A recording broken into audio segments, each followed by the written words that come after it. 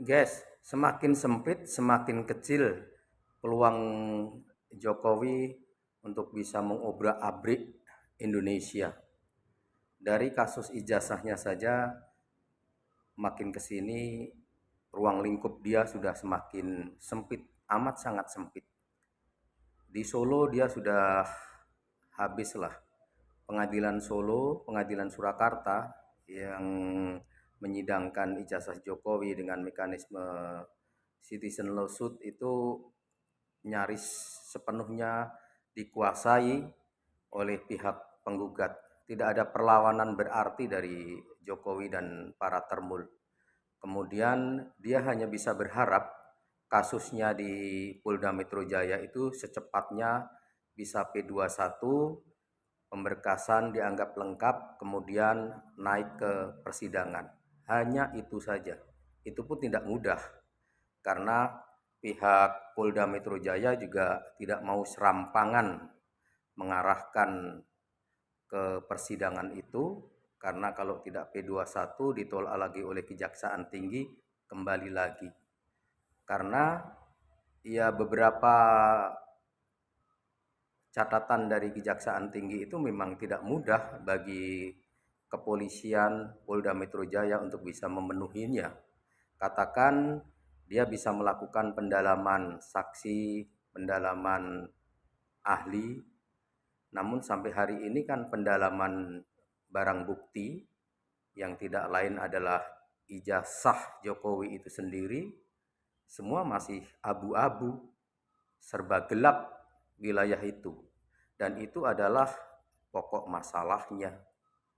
Itu pokok masalahnya. Bagaimana mereka bisa menghindar dari pokok masalah itu? Maunya kan Jokowi dengan skenarionya kasus ini melaju ke pengadilan, kemudian bagaimana caranya mereka bisa direkayasa oleh Jokowi dan para termul itu agar pengadilan bisa seperti kasusnya Bambang Tri dan Gus Nur, ketika tanpa kehadiran ijazah pun dua orang tersangka bisa divonis kemudian dipenjarakan. Sebenarnya targetnya itu hanya memenjarakan lawan politiknya, yang sekarang tersisa adalah RRT dan RRK dalam kasus ijazah ini. Tidak ada skenario lain, hanya itu target politik Jokowi. Kalau perlu tanpa kasus pelaporan ini, dengan kasus lain ya diambil cara.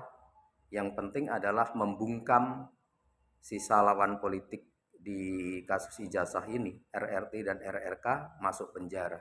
Cuma itu sebenarnya targetnya. Cuma ternyata Jokowi salah memilih lawan, karena lawannya memang bukan kaleng-kaleng, bukan orang yang dia bisa paksa-paksa dengan jabatan, dengan uang, dengan ancaman, intimidasi. Ternyata bukan itu.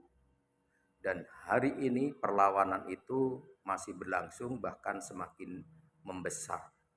Jadi menurut saya inilah detik-detik terakhir pertahanan Jokowi dalam kasus ijazahnya ini.